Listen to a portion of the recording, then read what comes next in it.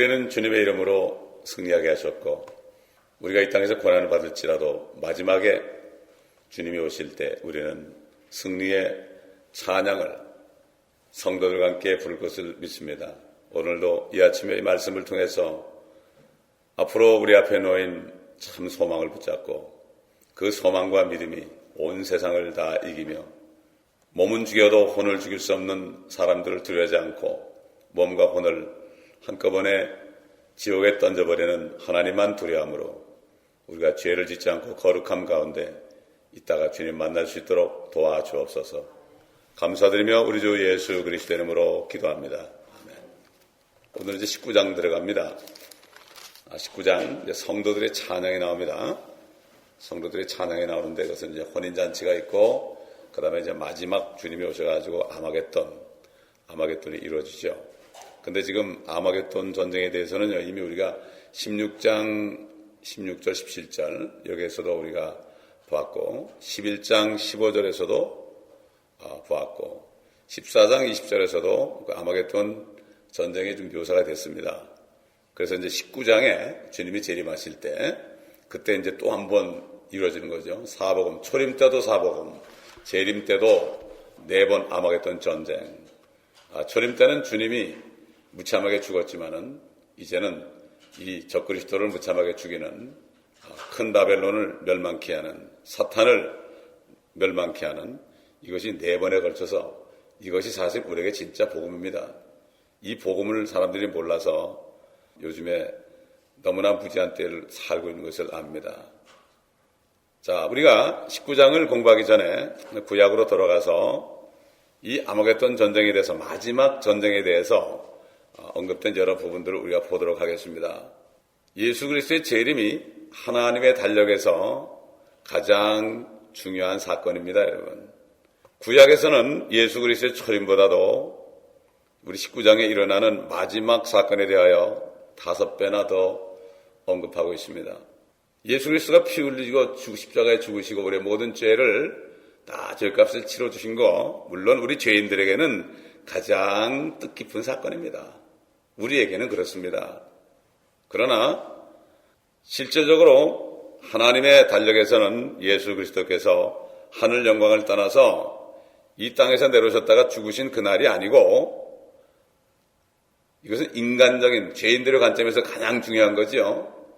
그래서 크리스마스를 지키고 그러는데 그거보다도 하나님은 하나님의 관점에서 가장 지금 흥미있고 그분께서 지금 관심을 가지고 이루시는 것은 이제는 더 이상 아들이 이 땅에 내려와서 조롱과 멸시를 받고 저주받고 죄인들에 의해서 죽는 날이 아니고 성부 하나님의 달력에 있는 위대한 날은 그분의 아들이 이 땅에 다시 오셔서 마땅히 그분의 땅인 이 땅을 인수하고 또 마귀에게 잃어버렸던 그 혼들을 주님이 찾으시는 다시 소유하시는 그 날이 되어서 옛날 아담처럼 마지막 아담이 됩니다. 아담도 왕이었거든요. 근데 그가 실패했습니다. 그러나 마지막 아담이신 예수님이 이제 오셔가지고 예수님이 이루는 에덴 동산은 영원토록 변치 않고 사탄이 더 이상 이제는 저 불못에 떨어지기 때문에 영원토록 우리 주님이 다스리는 하늘과 땅은 그래서 영원한 것입니다. 그러므로 성경에서 가장 위대한 날은 주의 날입니다. 여호와의 날입니다. 심판의 날입니다. 그의 지상재림의 날입니다, 여러분. 지상재림의 날입니다. 그러니까는 그 휴거 때는 그분의 신부들을 먼저 데려가죠. 그 다음에 이 땅에 오셔서 심판하시고, 왜 심판하십니까? 땅을 심판하신 이유는 사탄과 적그리스도와 거짓 선지자를 다 멸하고 그 통치자들 다 멸하고 그분이 이 땅을 차지하는 거죠. 그래서 만왕의 왕 만주의 주로 이제 오시는 장면이 앞으로 나옵니다. 지금 요한계시록 19장에 주님이 재림하는 장면에 그 관련된 구절이 창세기에 있습니다. 창세기 3장 15절 보면은 하나님께서 뱀에게 갔어요. 네가 이렇게 하였으니 저주를 받고 흙을 종신토록 먹고 이렇게 했죠. 배로 다니고 그러면서 그녀의 씨, 그러니까 이스라엘의 씨죠. 바로 예수 그리스도. 그녀의 씨는 너의 머리 뱀의 씨입니다. 바로 적그리스도죠. 뱀의 씨를 부술 것이요. 우리 개혁에는 상하게 한다고 그 정도 했는데 킹제임스에는 완전 브루스로 해서 완전히 부숴버린다고 그랬습니다, 여러분. 왜냐하면은 그 사탄이 예수 그리스도의 발과 손을 완전히 부숴버렸어요, 여러분. 그 이만한 못으로 말이죠. 여기를 완전히 부숴가지고 박았습니다. 그러니까 그냥 완전히 부서진 거예요. 주님이 십자가에 딱 매달릴 때는 그냥 눕혀놓고 이렇게 못 박고서 이렇게 세웠을 때는 우두두두두두 하면서 그냥 다 부서졌어요. 그래가지고 이 시편 22편 보면은 내가 내 뼈를 셀 수 있나이다. 아주 다 으스러졌습니다. 내가 내 뼈를, 으스러지는 저 뚜뚜뚜뚜 나면서 그 뼈가 으스러지는 소리 들으면서 이게 하나, 둘, 셋, 넷 셀 수 있다는 얘기죠. 완전히 부서졌습니다, 예수님이. 마찬가지로 주님이 오시면은 그렇게 이 뱀의 머리를 부술 것이다. 결국 뱀이 사람 된 멸망의 아들 적그리스도 그 머리에 상처를 입히고 부숴버린 것이다. 이것은 재림 때 일어나죠. 그래서 우리 로마서 16장 20절 가보면 사도 바울도 항상 재림을 전했습니다.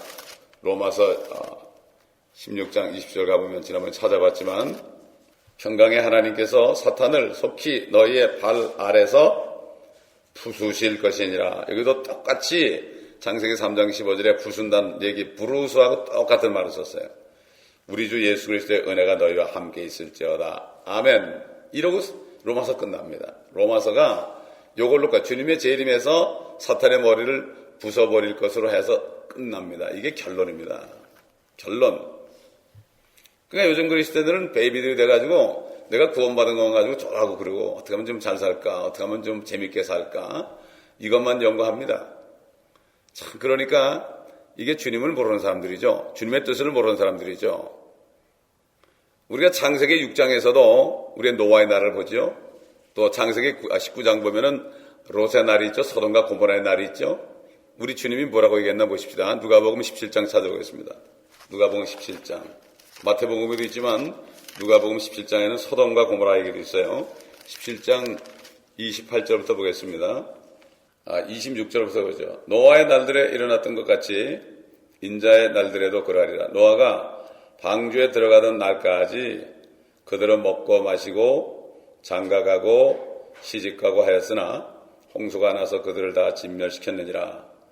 그것은 또한 롯의 날들에 일어났던 것과 마찬가지라. 그들은 먹고 마시고 사고 팔고 심고 건축하였으나 롯이 소돔에서 나가던 날 하늘에서 불과 요왕이 비오듯 하여 그들 모두를 진멸시켰느니라. 이와 같이 인자가 나타나는 날에도 그러하리라. 그날 낮에 지붕 위에 있는 사람은 집안에 있는 물건을 가지러 내려가지 말고 들에 있는 사람도 마찬가지로 돌아가지 말아야 할 것이라. 롯의 아내를 기억하라. 누구든지 자기 생명을 구하려고 애쓰면 잃을 것이요 누구든지 자기 생명을 잃으면 보존하리라. 내가 너에게 말하거니와 그 밤에는 두 사람이 한 침상에 있다가 한 사람은 데려가게 되고 한 사람은 남게 되리라. 두 여인이 함께 맷돌을 갈고 있다가 한 사람은 데려가게 되고 한 사람은 남게 되리라. 또 두 사람이 들에 있는데 한 사람은 데려가게 되고 한 사람은 남게 되리라고 하시니라. 그러자 그들이 대답하여 주께 말씀드리기를 주여 어디니까 라고 하니 그들에게 말씀하시기를 어디든지 시체가 있는 곳에는 독수리도 함께 모이라고 하시더라. 시체가 있는 이게 뭐죠? 환란 때 엄청난 사람이 죽죠. 그러면 독수리들이 먹는다고 그랬어요. 주님이 하시는 시체가 있는 곳에는 독수리가 모인다. 주님이 한 말씀 속에 환란이 얼마나 비참하다는 사실을 어떻게 사람들의 살을 독수리가 새들이 뜯어 먹습니까? 이거야말로 굉장히 비참한 얘기죠. 그리고 이 소돔 때는 말이죠. 먹고 마시고 시집가고 장가만 간 게 아니라 먹고 마시고 사고 팔고 심고 건축하였으나 그랬어요. 그러니까 이 노아 때보다도 이 소돔과 고모라 때하고 지금 비슷해요. 사고 팔고 건축하고 그렇죠. 그 부동산이 얼마나 좋았습니까? 미국에. 그러다 폭삭했죠. 지금 사고 팔고 건축하고 또 헐고 말이죠. 이런 이거 가지고 사람들이 이제 재물을 축적하고 이렇게 왔죠. 자, 그렇기 때문에 지금은 소돔과 같은 때입니다. 우리가 소돔과 같은 때라고 보면 주님의 말씀 속에 우리가 알 수가 있습니다. 창세기 49장에서도요, 우리는 재림에 관한 그 언급을 볼 수가 있어요. 우리 49장 9절부터 12절 보겠습니다. 성경 전체가 다 재림이에요. 하나님의 관심사는 그의 아담이 이 땅을 뺏긴 다음에 죄가 들어와서 죽게 된 다음에 하나님의 관심은 사람을 구원하고 이 땅을 찾는 것밖에 없습니다. 그래서 주님이 오신 거죠. 그렇지 않으면 주님이 왜 오십니까, 여기에? 그래서 재림을 안 믿는 사람은 왜 주님이 구원하는지 이유를 모르는 사람들이에요. 그래서 하나님의 나라를 구하는 게 뭔가 하면은 주님이 우리를 구원하신 목적이 다른 사람도 구원해가지고 앞으로 하나님의 왕국에 들어갈 사람들을 2000년 동안 많이 구해야 하면 될 거 아닙니까? 그 백성들이 많아야 될 거 아닙니까? 그래서 우리한테 그걸 부탁한 거예요. 나중에 그 보면은 11제자에게 부탁했죠. 11제자에게 부탁했습니다. 그걸 보면은 얼마나 적은가를 알 수가 있죠. 복음 전하는 사람이 그때나 지금이나 얼마나 적은 것을 우리가 알 수가 있죠. 우리 창세기 49장을 보겠습니다. 9절부터 보겠습니다. 유다는 사자의 새끼로다. 내 아들아, 네가 먹이를 놓고 올라갔구나. 그는 몸을 구부리고 웅크림이 사자 같고 늙은 사자 같으니 누가 그를 성나게 하리요. 홀이 유다에게서 떠나지 않을 것이며, 이 홀이라는 거는 왕이 이렇게 붙들고 있는 거죠. 그 홀을 가지고 이게 사람을 죽이고 살려고 하죠. 옛날 에스더가 그 홀을 가진 왕에 갔었죠. 죽으면 죽으리라. 근데 그녀는 죽지 않았습니다. 홀이 유다에게서 떠나지 않을 것이며, 왕권이 그런 얘기죠. 바로 예수 그리스도가 유다 집에서 난다는 얘기죠. 실로가 올 때까지 이 주님을 얘기합니다. 입법자가 그의 발 사이에서 떠나지 아니하리니 그에게 백성의 몸이 있을지어다. 주님이 그 율법을 선포한다고 그랬죠. 이사야서 2장하고 미가 4장 보면은 그 모든 백성들이 예루살렘으로 모여들 때 그 예루살렘으로부터 율법이 나온다. 이게 바로 마태복음 5, 6, 7장에 있는 왕국의 헌법입니다. 이게.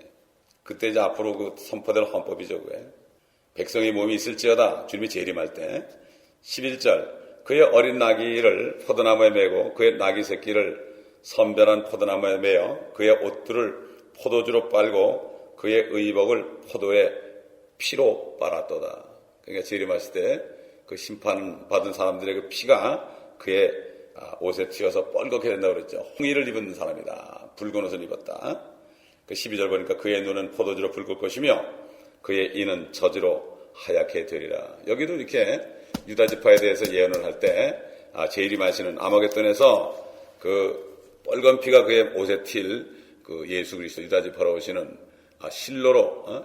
실로로 오시는 예수 그리스도 유다 지파의 왕으로 오시는 예수 그리스도가 거기에 되어 있는 것을 알 수가 있습니다. 그 다음에 17절 18절 보세요. 17절 18절 49장 17절 18절 거기 보지 말고 24절을 보십시다. 24절 17절 18절은 단지파에 대한 얘기니까 우리 아니까. 요셉의 활이 더욱 강하고 그의 손에 팔이 야곱에 능하신 하나님의 손을 통해 강해졌으니 거기에서 목자 곧 이스라엘의 돌이 나오도다. 목자 예수 그리스도죠. 돌입니다. 다니엘서 기자 보면은 돌이 사람 손도 없는 돌이 확 뛰더니 그 느부갓네살은 금신상에 발을 팍 쳐버리니까 그게 그냥 위에 머리 부분부터 완전히 사그러져 가지고 그게 바람에 날려가 버리고 그 신상을 친 돌이 온 땅에 태산을 이루었다. 바로 돌이 예수 그리스도. 그래서 태산 이루는 건 뭔가 하면은 그분의 백성들과 그분의 자녀들이 신부들이 온 땅을 차지할 것이다. 이것을 여기에서 말씀하고 있죠. 이스라엘의 돌이 나오는도다. 그러니까 이렇게 구약에서 그리스도의 재림을 나타내는 구절들이 엄청나게 많습니다. 여러분 적어보세요. 출애굽기 4장에서 10장까지 우리 잘 알듯이 10가지 재앙이 나오죠. 파라오는 바로 적그리스도의 모형이거든요. 안 보냅니다. 유대인들을. 결국 10가지 재앙, 10번째 재앙을 겪은 다음에 할 수 없이 보냈죠. 그러다 15장 1절로 19절 보면은 그들이 따라오다가 어떻게 됐습니까? 홍해에서 완전히 한 명도 남기지 않고 그 파라오와 군대들이 몰살을 당했죠. 몰살. 이것도 바로 주님이 재림하실 때 그 적그리스도의 군대들이 몰살당할 것을 여기에 미리 보여주고 있는 거죠. 그러니까 지금 그 홍해 바다 가면 아직도 그 바퀴들이 있지 않습니까? 하나님이 그런 걸 증거를 남겨놨죠.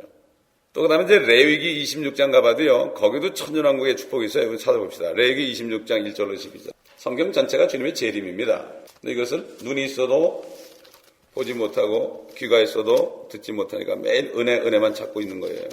어린아이들처럼 말이죠. 자, 레위기서 26장 1절로 12절 보겠습니다. 너희는 너희에게 우상들이나 새긴 형상을 만들지 말고 너희에게 서 있는 형상도 만들지 말고 너희 땅에 어떤 돌의 형상도 세우지 말며 그것에 절하지 말지니 이는 내가 주 너의 하나님이기 때문이라. 너희는 나의 안식일들을 지키고 나의 성소를 경외하라. 나는 주니라.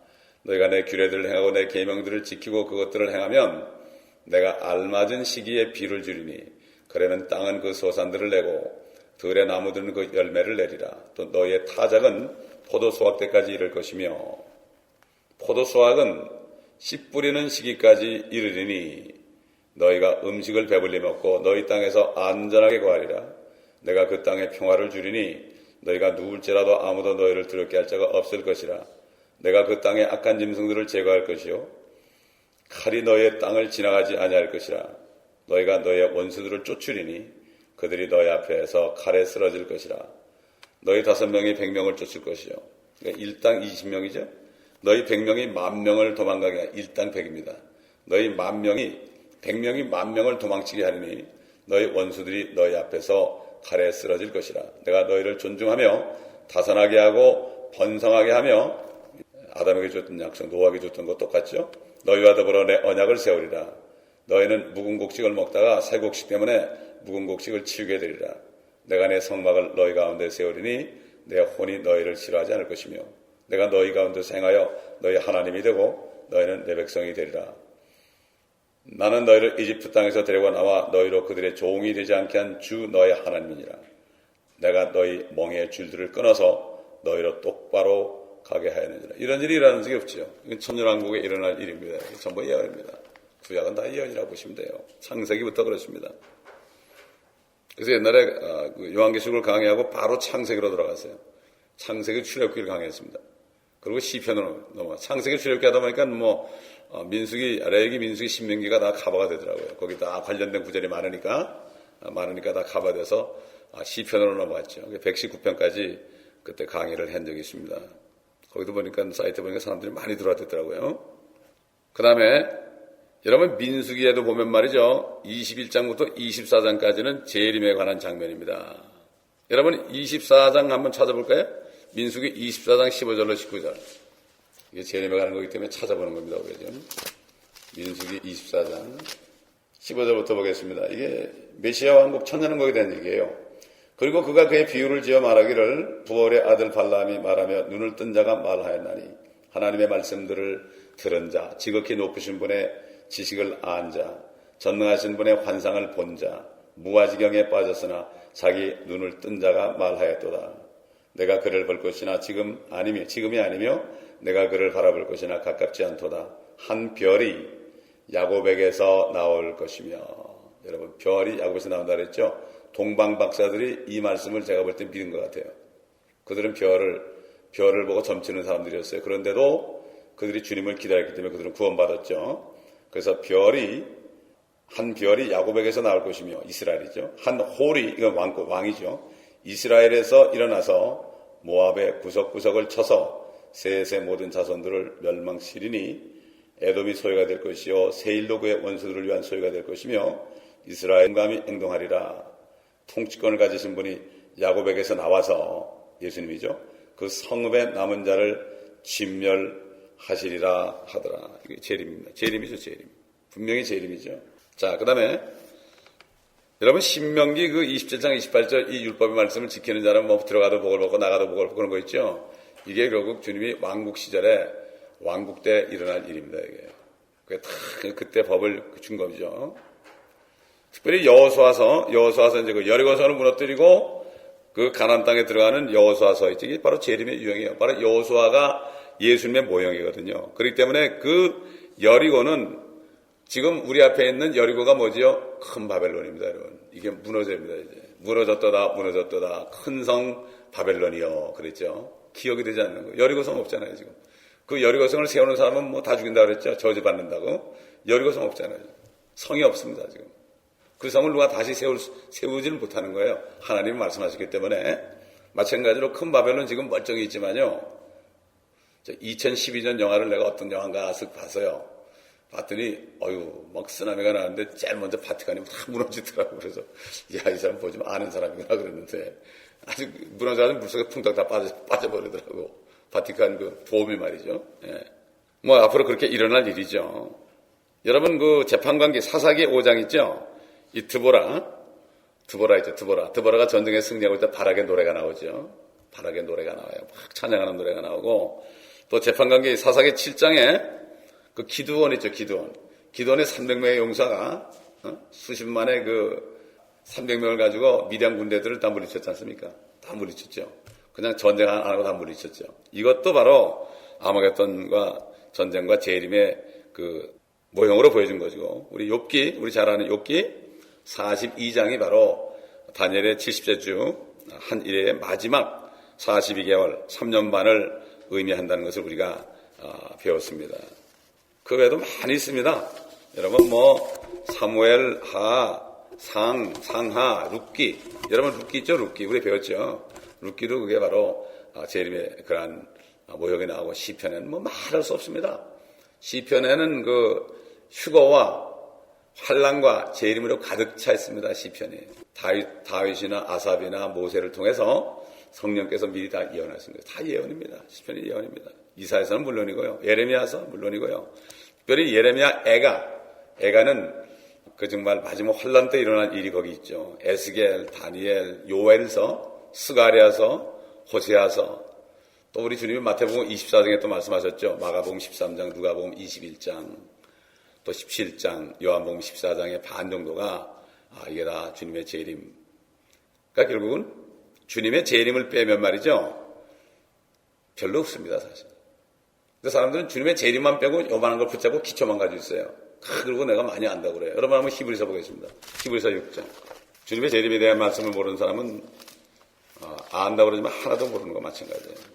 앞으로 될 일을 모르면 뭐합니까? 성령께서 오시면 모든 진리로 인도하시고 우리 앞에 일어날 일들, 장래 일들을 가르쳐 준다 그랬잖아요. 그게 재림이죠. 우리 앞에 있는 게 뭐가 있습니까? 다른 거 없지 않습니까? 6장 2절을 보면은, 그러므로 우리가 그리스도에 대한 교리의 기초를 떠나 그랬어요. 기초를 떠나 온 사람을 향해 나아가리니. 자, 기초가 뭔가 보세요. 죽은 행실들에서 회개함과 하나님을 향한 믿음과 침례들과 안수함과 죽은 자들의 부활과 영원한 심판에 관한 교리의 기초를 다시 놓지 말지니라. 이게 다 기초란 얘기예요. 기초. 주님의 재림 천연왕국. 그렇죠? 이 요한계시록을 빼게 되면 전부가 다 이것은 바로 기초다.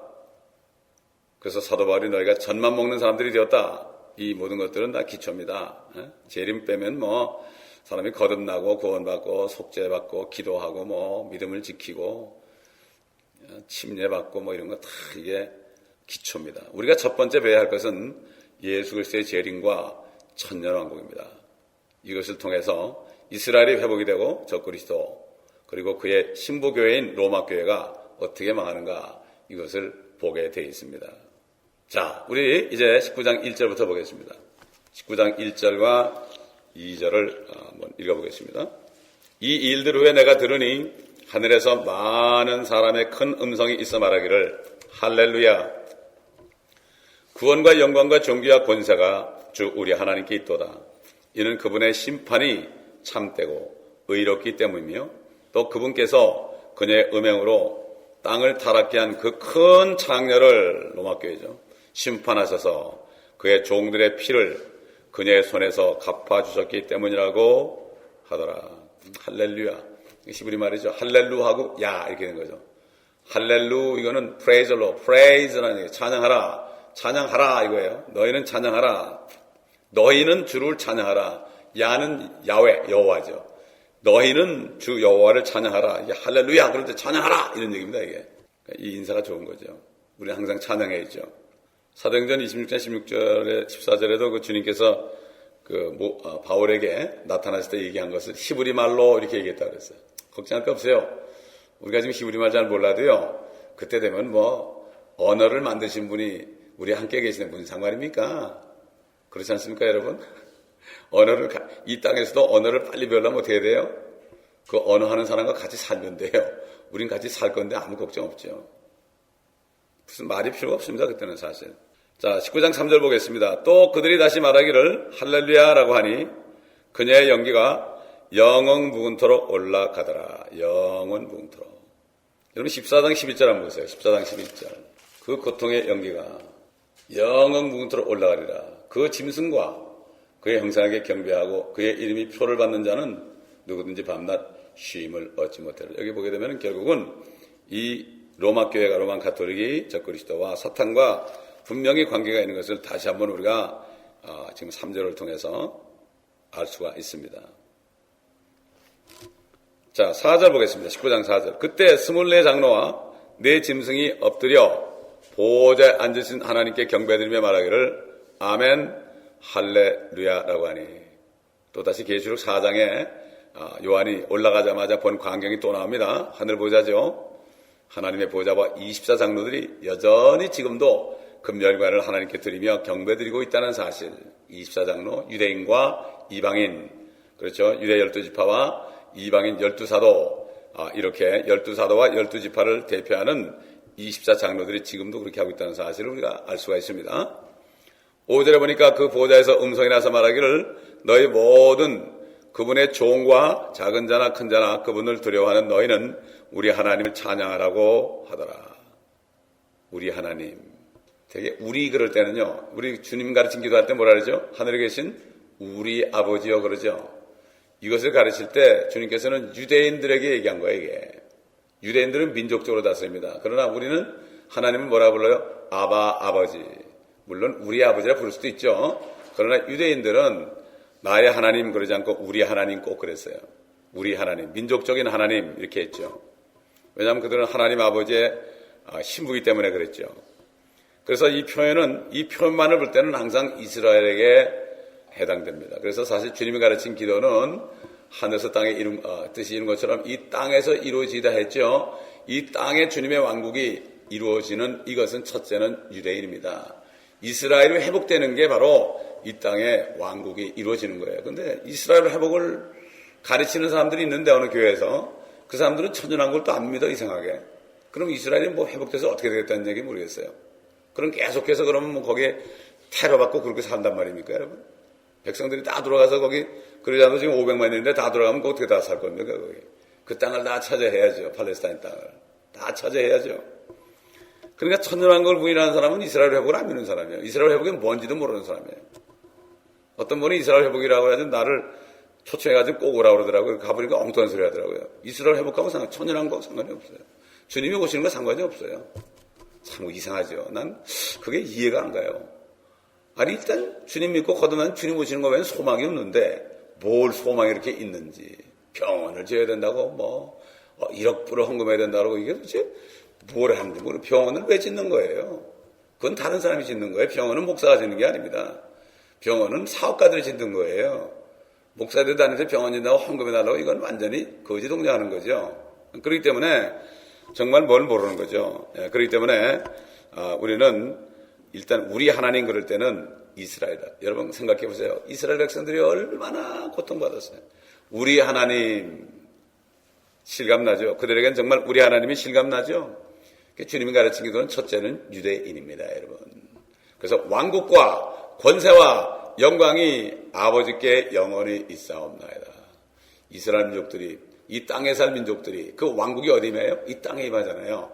그렇기 때문에 주님 가르친 기도는 1차적으로 교리적으로는 이스라엘 사람들에게 주신 거예요. 영적으로 우리에게 적용이 되죠. 우리도 하늘 뜻처럼 이 땅에 이루어진 건 뭐예요? 우리는 주님과 함께 내려와서 주님과 함께 통치하는 뜻이 이루어지는 거예요. 우리는 그 이루어지는 내용이 다릅니다. 이스라엘과 우리 하나님의 교회와는 그 내용이 다릅니다. 이걸 우리가 분명히 구분해서 알아야 되는 거죠. 자, 우리 한번 사도행전 2장 39절 보겠습니다. 사도행전 2장 39절. 이 약속은 너희와 너희 자녀에게 한 것이며, 이거는 유대인들밖에 없습니다. 오순절날은 유대인밖에 없어요. 이방인이 한 사람도 없습니다. 이 약속은 너희와 너희 자녀에게 한 것이며, 또한 먼 곳에 있는 모든 사람, 즉 우리 하나님께서 부르실 모든 사람에게 하신 것이라. 물론 거기 뒤에는 우리도 포함되죠. 1차는 너희와 너희 자녀는 이스라엘 사람들입니다. 그래서 그리스도의 복음, 예수 그리스도를 믿기만 하면은 구원을 받는 하나님의 능력이 되는 그리스도의 복음이 첫째는 유대인에게요, 둘째는 헬라인에게로다. 그리고 그리스도의 복음 그럴 때는 메시아의 복음이죠. 은혜의 복음, 평화의 복음 뭐 이런 게 아니고 그리스도의 복음 그럴 때는 그리스도가 이 땅에 내려오셔서 통치하는 이 땅을 회복하는 그런 관점에서 볼 때 그리스도의 복음이 되는 거예요. 그분을 빌어야 되는 거죠. 그분을 빌어야 되는 거죠. 그래서 이제는 보면 여기 이제 성도들의 완전히 찬양이 있는 거예요. 왜 있습니까? 이제는 남은 게 뭐죠? 어린 양의 혼인식과 마지막으로 혼인식이 끝나고 신부들과 함께 이 땅에 내려가는, 그러니까 아마겟돈 전쟁이 또 한 부분이 마지막 장면이 있는데 이미 3번 있었죠. 근데 그것이 이제 19장에 자세하게 어떻게 이렇게 일어나는가, 하늘이 열리고 내려오니까 일어난다, 이렇게 대해서 자세하게 설명하는 것을 우리가 알아야 됩니다. 그래서 다음 시간에는 어린 양의 혼인식과 영광 중에 오시는 예수 그리스도의 재림에 대해서 우리가 살펴보면서 소망을 붙이는 시간이 되겠습니다. 기도하겠습니다. 아버지 하나님 감사합니다. 참 우리에게 이제는 소망의 말씀이 계속해서 펼쳐짐을 감사합니다. 이 소망의 말씀을 우리가 붙잡고 이 말씀을 믿음으로 이 땅에서 조금도 낙심하지 않고 환난을 당하고 어려움을 당해도 우리는 이미 승리한 자들로서, 이미 예수 안에 승리한 자들로서, 그리고 마귀는 이미 심판을 받은 자이기 때문에 어떤 일이 있어도 아버지 하나님 어려운 일 후에 축복이 오는 것을 깨닫고 감사하며 기뻐하며 합력하여 선을 이루신 주님을 찬양하는 우리 모두가 될 때에 다시 오실 주님의 마음을, 우리 안에 계시는 주님의 마음을 흡족하게 하여 그 주님이 기뻐하시는 그 주님의 기쁨이 우리 안에 기쁨이 되어 다른 사람들에게 흘려 넘칠 때에 아버지 하나님 어려운 가운데 우리가 기뻐하는 모습을 보고 우리 안에 계시는 예수 그리스도를 저들이 보게 하여 주옵소서. 감사드리며 예수 그리스도의 이름으로 기도하옵나이다. 아멘.